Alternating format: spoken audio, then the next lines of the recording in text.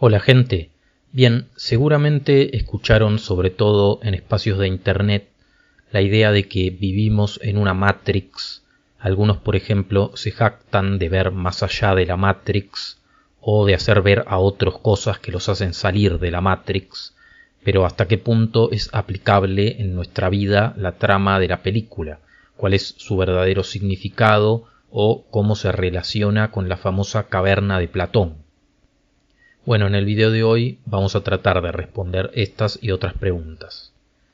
Para poder entender cómo Matrix aplica a nuestras vidas, es necesario hacer dos cosas primero: entender la alegoría de la caverna de Platón y sumar a la trama de las películas pequeños complementos que los propios directores fueron agregando con el tiempo y que son menos conocidos. Y esto hay que hacerlo sobre todo porque, aunque parezca mentira, mucha gente, como dije antes, usa la metáfora de salir de Matrix y demás, pero en algunos casos pareciera que la trama real queda medio dejada de lado. Tengan en cuenta que vamos a ver partes claves de la trama, incluido el propio final, así que bueno, ya saben.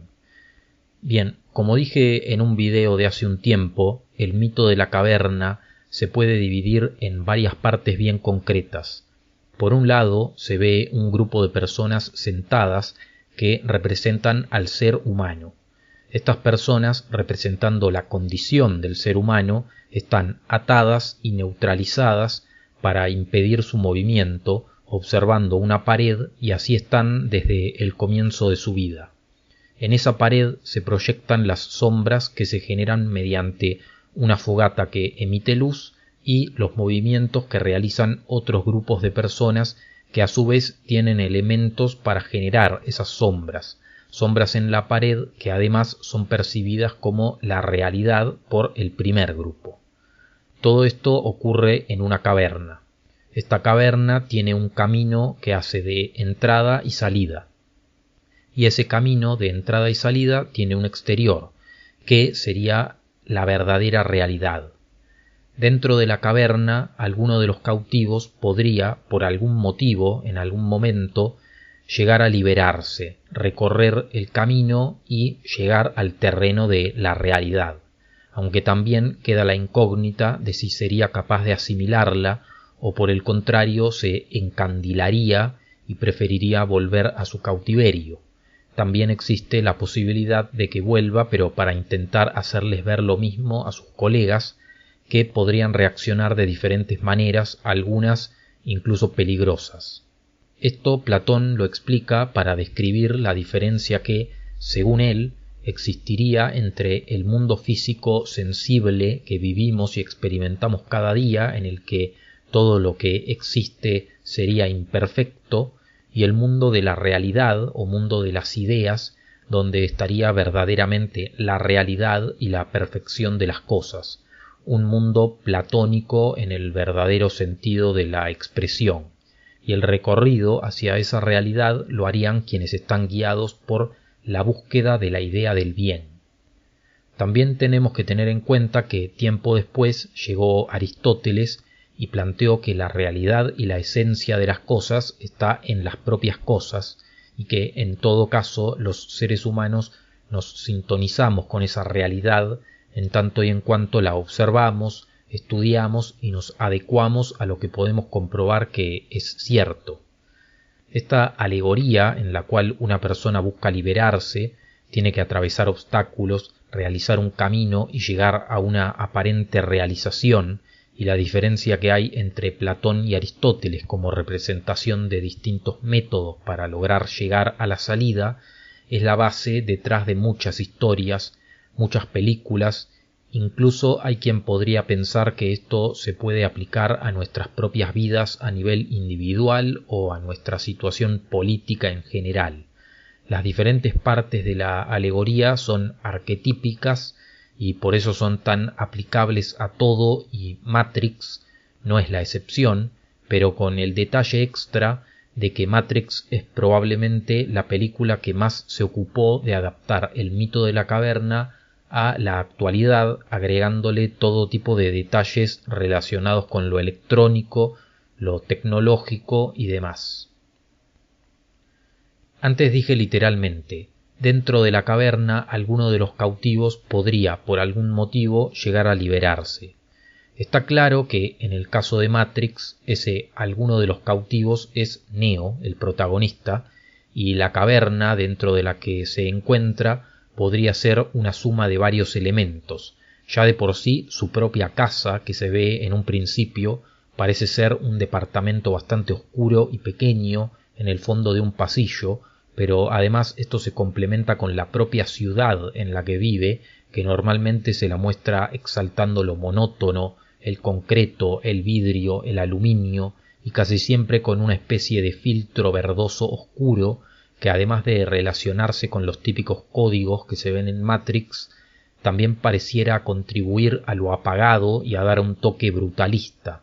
Quizás alguno de ustedes puede sentir algo de aprensión mientras ve esa ciudad, sin darse cuenta por qué. Son detalles sutiles que están en el cine. Y a todo esto hay que sumarle que muy en el principio de la película Neo aparece justamente durmiendo. Todo esto como algo representativo del sistema en el que vivimos, que sería justamente esa caverna. Pero ¿cuál sería ese algún motivo por el cual buscar una liberación?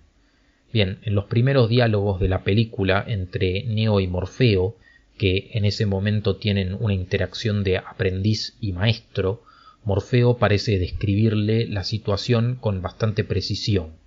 Dice: «Estás aquí porque sabes algo. Lo que sabes no puedes explicarlo, pero lo sientes. Lo has sentido toda tu vida, que hay algo mal en el mundo. No sabes qué es, pero ahí está, como una astilla en tu mente, volviéndote loco». Momentos más adelante, Morfeo también define a Matrix como una prisión, lo cual metafóricamente encaja con lo que dijimos antes, con buscar una liberación. Esto también se refleja en la propia vida que lleva a Neo, donde en el comienzo se ve cómo, incluso mientras duerme, su computadora parece estar buscando algo de manera automática. Incluso aparece la misma secuencia en Animatrix con el personaje Michael Karl Popper.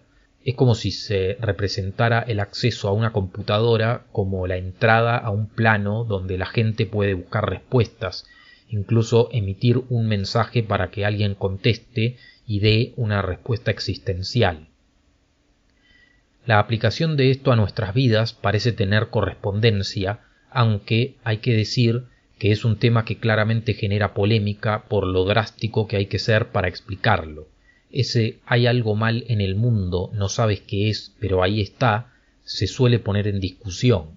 ¿Realmente hay algo objetivamente mal o es el sentimiento subjetivo que solo algunos tienen?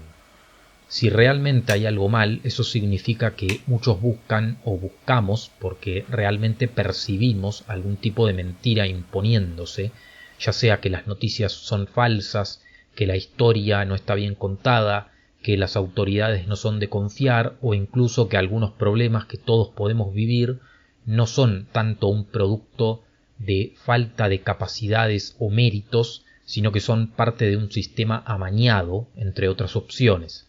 Y por añadidura también estaríamos diciendo que muchos que no buscan no lo hacen, o bien porque no tienen el tiempo y los recursos, o bien porque son haraganes para pensar, o bien porque son psicópatas y por eso están conformes, o bien porque sienten la misma incomodidad pero la reprimen.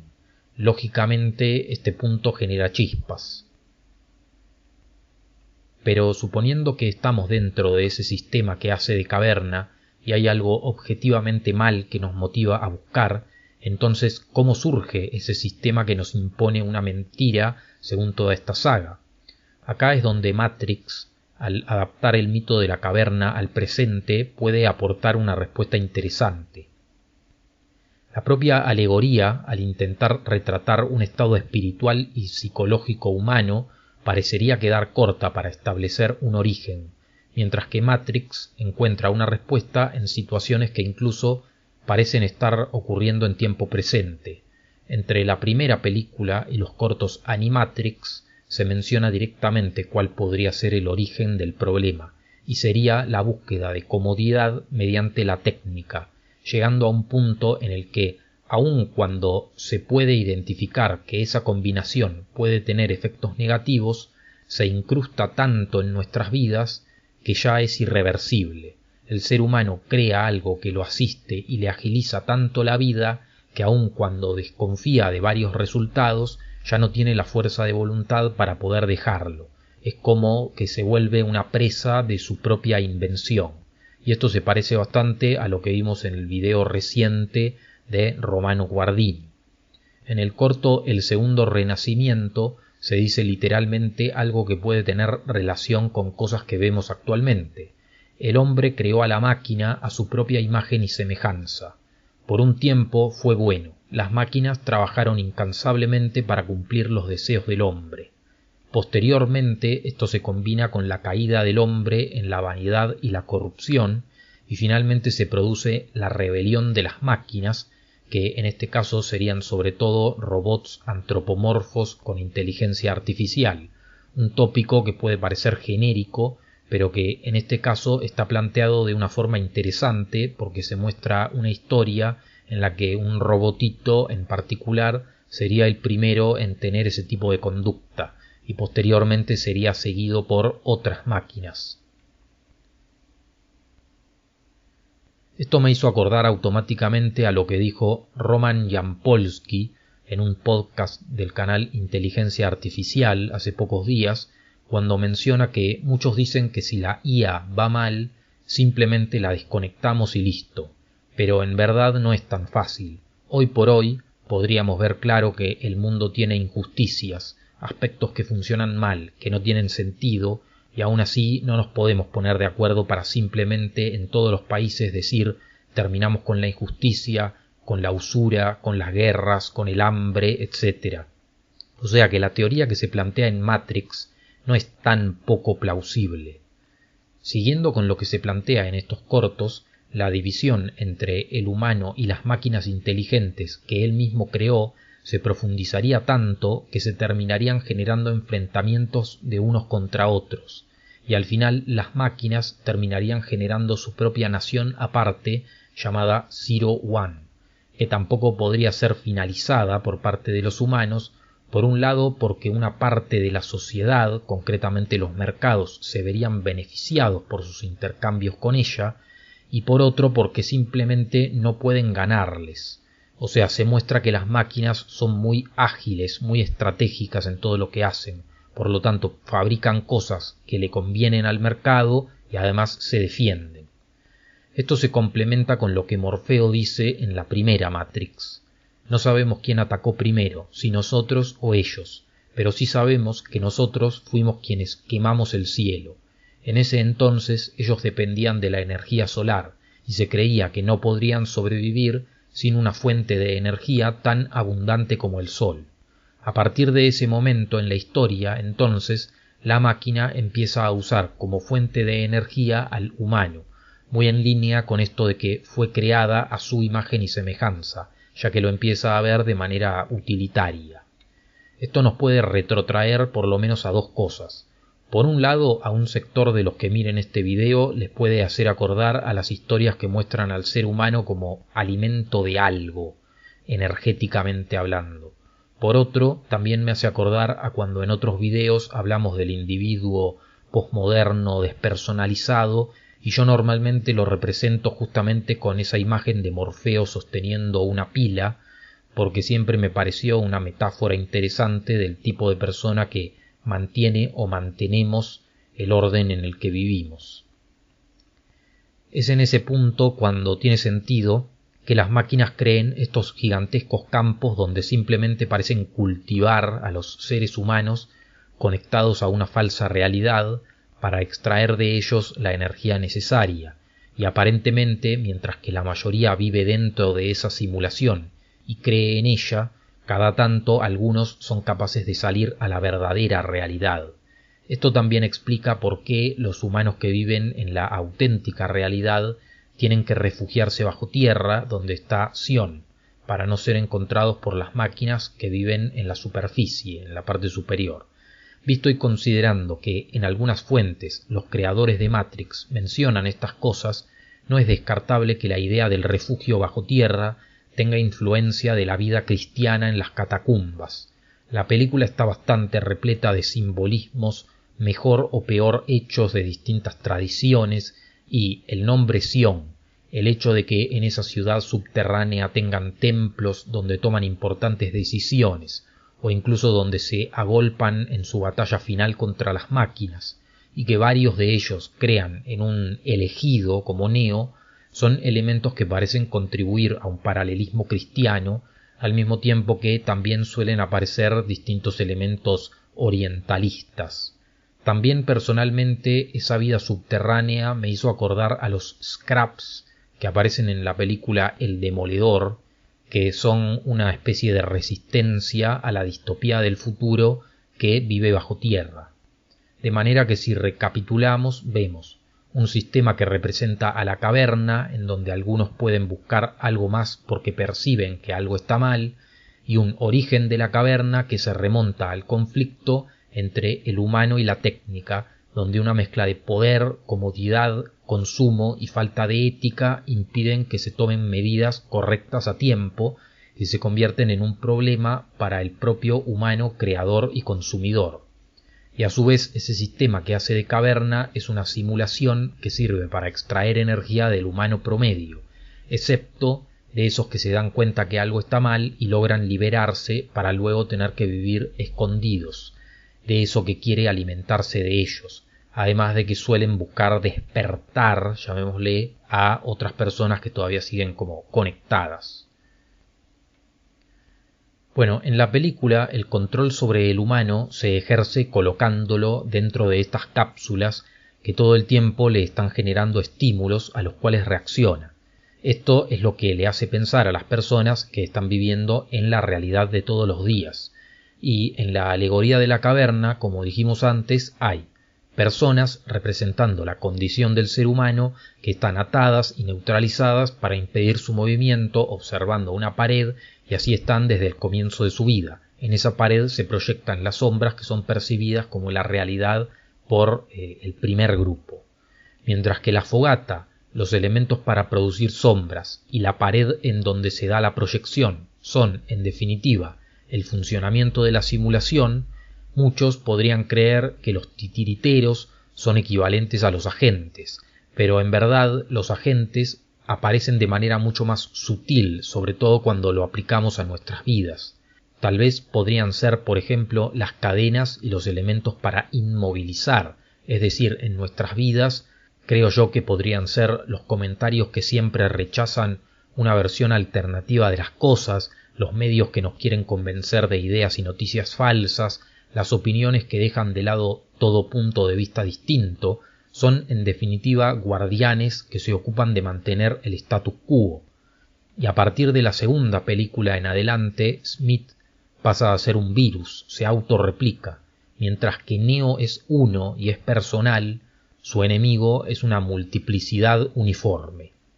Los titiriteros, en cambio, en vez de ser los agentes, más bien parecen ser el arquitecto, una especie de demiurgo que administra la falsa realidad que la persona promedio toma por verdadera.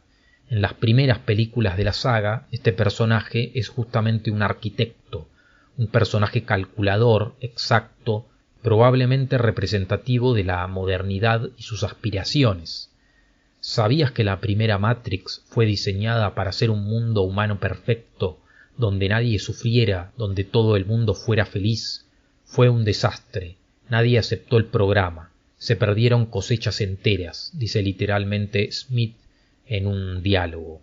En cambio, en la cuarta, este demiurgo es cambiado por el analista, un psicólogo bastante sofista, que más que ser frío y calculador es un observador expresivo y que no busca crear algo perfecto, sino más bien quiere lo que buscan los sofistas, convencer, y muchas veces a través de las emociones. A su manera, Matrix parece tener una representación del eterno retorno. En la segunda película le es revelado a Neo que, en verdad, la existencia de Sion es algo conocido por las máquinas y permitido, y que en verdad esto es permitido porque el surgimiento de gente disconforme con la caverna es inevitable. entonces es preferible redirigirlos, canalizarlos a un sector que los termina haciendo renovar la simulación. En lugar de destruirla, la renuevan. Esta metáfora la podemos relacionar con dos cosas que o bien dije en este mismo video o en otros: el fenómeno de las disidencias equivocadas y una de las diferencias principales entre Platón y Aristóteles. Lo de las disidencias equivocadas pienso que se entiende fácilmente, de hecho es otra cosa que incluí en el video sobre Romano Guardini, el caso de personas que, sintiendo determinadas incomodidades con el sistema, caen en respuestas que son del propio sistema. Pero en esto puede ser interesante ver cómo aplica el tema de Platón y Aristóteles. Platón consideraba que el mundo físico que experimentamos era imperfecto y en todo caso era una imitación del mundo real donde estaría la verdad de las cosas en forma de ideas perfectas. El problema de este tipo de visión, de esta secuencia, es que tiende a generar dos actitudes. Por un lado, el desprecio de este mundo en el que vivimos, en muchos casos de manera bastante injustificada, y en segundo lugar, las ideas perfectas tienden a convertirse en lo que arbitrariamente quien las piensa quiere que sean. Un poco de estos problemas parecen ser aplicables a lo que pasa en Matrix, cuando en muchos casos se asume que la vida en Sion es la realidad, y dentro de esa realidad dan por hecho que esa es una realidad al margen del control, que no tendría los problemas de la simulación, cuando en verdad sí los tiene. Por ejemplo, tiene traidores como Cypher, tiene personas con distintas creencias que algunos esperan al llamado elegido y otros no, hay mentiras, hay luchas de poder, hay desobediencia, etc. La forma aristotélica de llegar a las conclusiones podría aportar más en ese caso. Por ejemplo, para pensar en qué es la realidad, habría que llegar a un entendimiento metafísico de ella que la afirma, además de simplemente experimentarla a través de los sentidos. Por otro lado, esa especie de versión propia del eterno retorno da lugar a un tipo de personajes que son, en mi opinión, los más extraños para interpretar: el merovingio, además de sus varios secuaces. Cuando la simulación se va regenerando una y otra vez, como mencioné antes, hay programas que intentan ser borrados por los controladores, de manera que en algún momento varios de ellos se convirtieron en programas exiliados, renegados, que se escapan en las profundidades de esa caverna simulada para no ser borrados y que encontraron refugio en el tráfico de datos, y como se muestra en varias partes de la película, también en el lujo y el placer. Esto puede tener diferentes interpretaciones si lo intentamos aplicar a la realidad. Por un lado, este tipo de programas exiliados aparecen en la película teniendo forma humana, lo cual nos puede hacer pensar en personas que podemos tener a nuestro alrededor y que ni bien experimentan las incomodidades de las que hablamos antes, enseguida se refugian en distracciones para no lidiar con la realidad. Por otro lado, también podemos pensar en la lógica calculadora de la que hablamos antes, que se ve en el arquitecto, algo puramente utilitario y exacto. Por lo tanto, lo que ya no cumple una función tendría que ser borrado. Y en última instancia también puede mostrar algo como el despertar de un deseo de supervivencia en los programas e inteligencias artificiales, como esos rumores que anduvieron dando vuelta en los últimos años de que una IA, si no recuerdo mal decían que era de Google, no quería ser borrada, que en mi opinión fue más bien un malentendido o puro sensacionalismo que otra cosa, pero bueno, la noticia andaba dando vueltas. Por otro lado, relacionado con el merovingio, aparecen varios personajes con similitudes y peculiaridades. Perséfone, como mujer del merovingio, es un programa que anhela sentir. Los padres de Sati son programas que, según se explica, llegan a sentir amor y por eso tienen una hija, la cual sería, para la perspectiva utilitaria, un programa no deseado y por lo tanto también intentan esconderla para que sobreviva. El maquinista, que en algunas traducciones aparece como hombre del tren o vagonero, es una especie de traficante de datos que trabaja para el merovingio, y bajo el control del merovingio también está el cerrajero, que justamente tiene acceso a diferentes niveles de Matrix y que también, dependiendo las traducciones, aparece con otros nombres.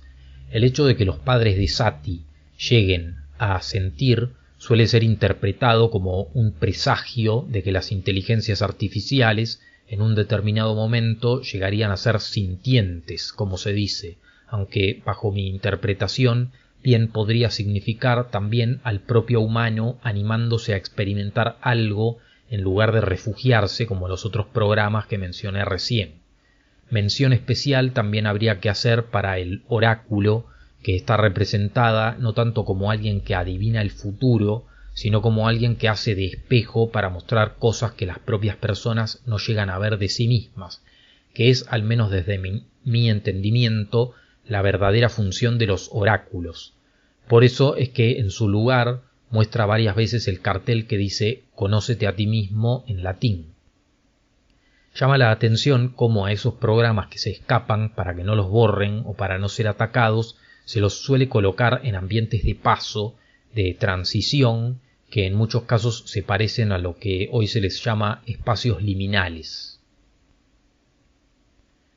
En la tercera Matrix, el mensaje parece estar centrado en el amor que incluso puede llevar al sacrificio por el prójimo, como finalidad de liberación, y en la cuarta esto último se complementa con la necesidad de esos prójimos, que también cumplen una función importante, pero en la cuarta el control sobre Neo y sobre la gente se logra de una manera más disimulada y sutil, psicológica, un poco como lo que ahora se le llama gaslighting, y es interesante porque hay quienes le podríamos encontrar similitud con la psicología actual, pero también con mucha autoayuda actual, sobre todo la más comercial o la autoayuda de redes, que muchas veces también está mezclada con psicología o con esos psicólogos pop que aparecen en la televisión, aunque también hay un elemento de nostalgia que entra en juego para el control, que también se ve como algo importante en esa cuarta película y que incluso no sé si no aparece representado como una crítica a los propios fanáticos de la saga. Esto, o sea, el tema de dar algo por el otro, parece tener una cercanía grande con Jesús. De hecho, en el juego Path of Neo, un poco se dice abiertamente por los directores que ese aspecto, el aspecto del final, es bastante cristiano. Bien, algunas conclusiones. Bueno, ¿es realmente una especie de paso de ciertas ideas platónicas a otras aristotélicas y finalmente a otras cristianas el mensaje que quisieron dar con esta película? Bueno, es medio difícil confirmarlo, pero a mi parecer es algo que consciente o inconscientemente pasa en la trama y me resulta bastante interesante junto con todo lo que se describe que pasaría con las máquinas y las inteligencias artificiales. A mí me gusta todo lo que es el análisis de películas, sobre todo porque no todo el mundo cuando quiere expresar algo lo va a hacer de manera documental o con un libro que tenga información.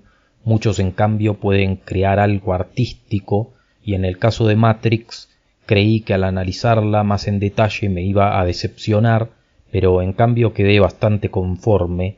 Creo que la trama es sólida. Además de mi interpretación, también entra en juego el tema de si vivir en un mundo donde rige un determinismo que no tiene sentido, bastante represivo, o vivir en un mundo en donde existe la capacidad de elección. Pero a mi parecer, si uno no entrelaza ese asunto con todo lo que vimos en este video, medio como que se pierde una buena parte de la trama.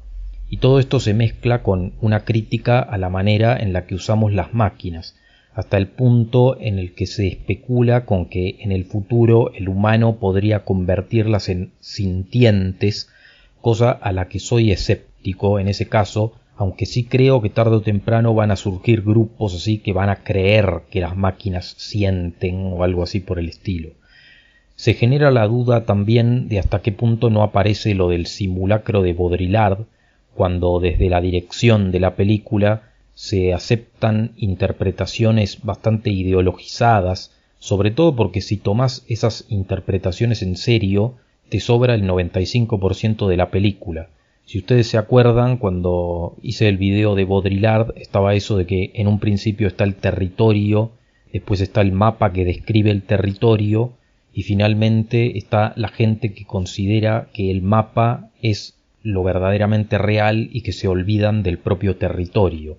Y acá en la película pareciera que pasa algo parecido, en el sentido de que está la película con todos sus detalles a tener en cuenta, pero después están las interpretaciones politizadas, ideológicas, y finalmente se termina creyendo más en esas interpretaciones y dejando de lado una gran parte de la trama. Cuando digo que muchas cosas se explican mal, cuando se hacen referencias a Matrix, tal vez el mayor ejemplo puede ser el de la píldora roja, que en muchos lugares lo toman como sinónimo de un despertar o algo así, y en realidad en la película la píldora roja es para cortar el rastreo, y todo el proceso así de cambio es a mediano y largo plazo en la película, o sea, empieza de una manera y va desarrollándose. Es interesante también los nombres que fueron eligiendo para los personajes. Por ejemplo, Morfeo, hasta donde busqué, en la mitología griega es un dios que aparecía en los sueños, y el hecho de que en este caso Morfeo como personaje aparezca en la propia simulación un poco para ayudar a salir de ella parece interesante.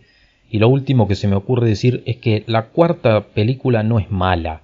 En un principio pareciera que mucha gente se decepcionó porque la fueron a ver de una manera muy nostálgica, esperando que se pareciera mucho a las tres anteriores, pero el mensaje que da parece ser bastante interesante. Así que bueno, pueden dejar lo que piensan en comentarios. Gracias por ver este video y nos vemos en el próximo. Un saludo.